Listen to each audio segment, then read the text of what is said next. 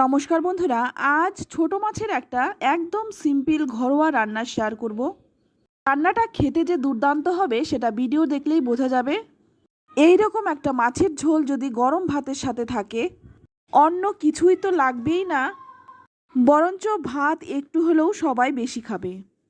প্রায় বিনা মশলাতেই তৈরি হওয়া এই রেসিপিটি খেতে যে দুর্দান্ত হবে সেটাই দেখে নেওয়া যাক। তো প্রথমে এখানে নিয়ে নিয়েছি পাবদা মাছ, আর মাছগুলোকে ভালো করে কেটে ধুয়ে পরিষ্কার করে নিয়েছি। এবার এর মধ্যে দিয়ে দিচ্ছি স্বাদ মতো লবণ। প্রত্যেকটা মাছে যাতে লবণ ঠিকঠাক হয় সেই পরিমাণেই কিন্তু লবণটা দিয়ে দিচ্ছি। লবণটা দিয়ে দিলাম। এবার এর মধ্যে দিয়ে দিচ্ছি হলুদ গুঁড়ো। লবণ আর হলুদ গুঁড়োটা দিয়ে খুব ভালো করে মাছগুলো মেখে নেব, যাতে করে প্রত্যেকটা মাছের গায়ে নুন হলুদ ভালো করে লেগে যায়। তো দেখুন, এখানে আমি সমস্ত মাছগুলো কিন্তু খুব ভালো করে নুন হলুদ মেখে নিলাম। তো রান্নাটা করার আগে প্রথমে এখানে আমি একটা কাজ করে নেব।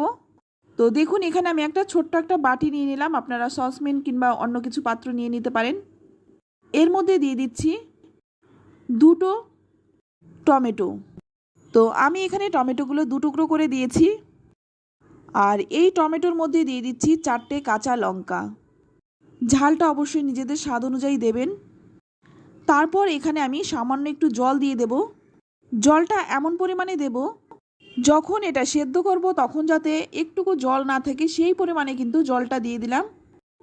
এবার এর মধ্যে সামান্য একটু লবণও দিয়ে দিলাম। তারপর ঢাকা দিয়ে এটা আমি 5-6 মিনিট সেদ্ধ করে নেব। তো দেখুন, সেদ্ধ করে নিয়েছি। এটা নামিয়ে ঠান্ডা করে তারপর বেটে নেব। এদিকে দেখুন, আমি 4টে বেগুন লম্বা লম্বা করে কেটে নিয়েছি। বেগুনটা কিন্তু আপনারা আপনাদের পছন্দ মতো কেটে নিতে পারেন। এবার এখানে দেখুন, আমি 1 চামচ গোটা জিরে নিয়ে নিলাম। এবার এই জিরেটা আমি সামান্য একটু জল দিয়ে ভিজিয়ে রাখবো। জিরে যদি আগে থেকে একটু ভিজিয়ে রাখা হয় তাহলে জিরেটা কিন্তু খুব তাড়াতাড়ি বাটা হয়ে যায়। তাই সামান্য একটু জল দিয়ে ভিজিয়ে রেখে বেটে নেব। এবার অপর দিকে সম্পূর্ণ রান্নাটা করার জন্য কড়াই গরম করে নিয়ে এর মধ্যে দিয়ে দিলাম 2 চামচ সর্ষের তেল।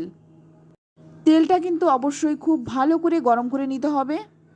তেল গরম হয়ে গেলেই এর মধ্যে প্রথমে আমি বেগুনগুলো ভেজে নিচ্ছি। এবার সামান্য একটু লবণ আর সামান্য একটু হলুদ গুঁড়ো দিয়ে বেগুনগুলো কিন্তু ভালো করে ভেজে নেব। এখানে কিন্তু আপনারা মাছটা ভেজেও বেগুনটা ভেজে নিতে পারেন। আমি এখানে মাছ ভাজার আগেই বেগুনটা ভেজে নিচ্ছি।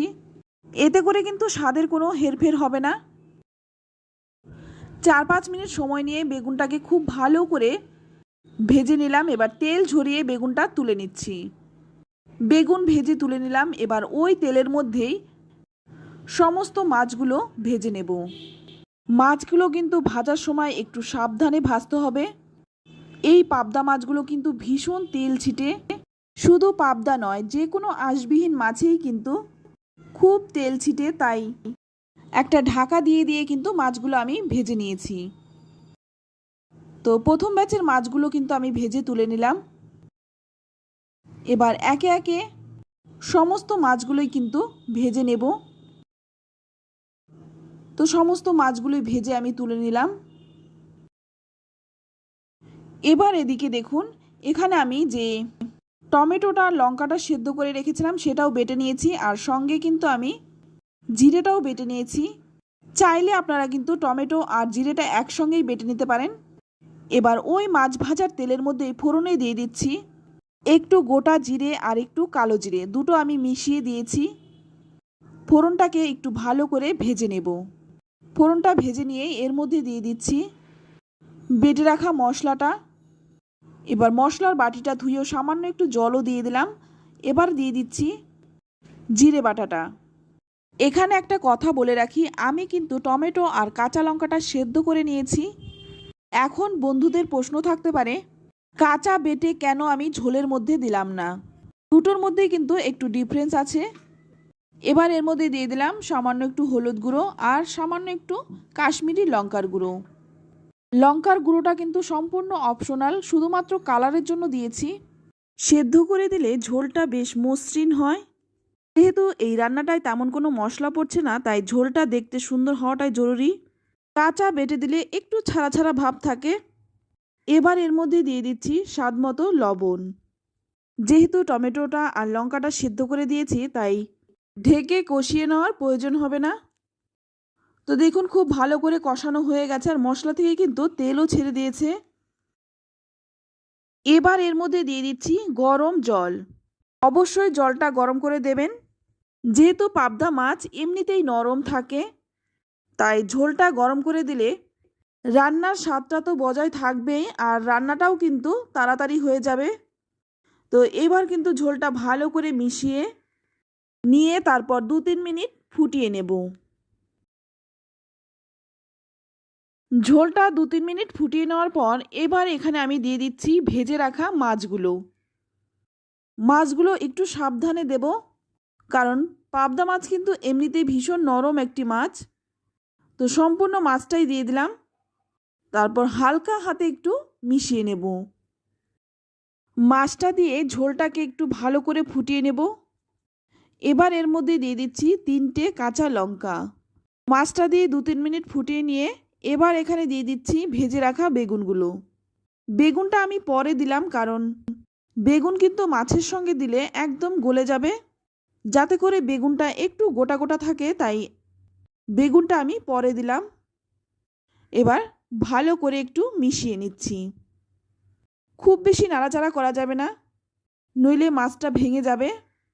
বেগুনটা দিয়ে একটু নেড়েচেড়ে মিশিয়ে নিয়ে তারপর দিয়ে দিচ্ছি 1 মুঠো ফ্রেশ ধনেপাতা। এই রান্নাটায় ধনেপাতাটা অবশ্যই দেবেন, কারণ রান্নায় কিন্তু তেমন একটা মশলা পড়েনি। ধনেপাতাটা দিলে এর গন্ধটাও বেশ সুন্দর হয় আর স্বাদটাও কিন্তু দুর্দান্ত হয়। গরম গরম ভাতের সাথে এইরকম একটা মাছের ঝোল থাকলে আর কিন্তু কোনো কিছুরই প্রয়োজন হবে না। ধনেপাতাটা দিয়ে একটু মিশিয়ে নিয়ে তারপর 10 মিনিট স্ট্যান্ডিং টাইম রেখে দেব। 10 মিনিট পর খুলে নিচ্ছি। এটা খেতে ভীষণই টেস্টি হয়, বলাই যেতে পারে রান্নাটা কিন্তু একদমই বিনা মশলায় রান্না। সামান্য মশলায় অসাধারণ একটি রেসিপি। সবসময় তেল মশলা না খেয়ে একবার এইভাবে রান্নাটা করুন। খেয়ে তারপর আপনাদের মূল্যবান মতামত কমেন্টে লিখে জানান। ভালো লাগলে অবশ্যই একটা লাইক দেবেন। আর আমার চ্যানেলে নতুন বন্ধু হয়ে থাকলে চ্যানেলটা সাবস্ক্রাইব করে আমার পাশে থাকার অনুরোধ রইল। আজ এই পর্যন্ত, আবারও নিয়ে আসবো অন্য কোনো নতুন রেসিপি। সকলেই ভালো থাকবেন, সুস্থ থাকবেন। ধন্যবাদ।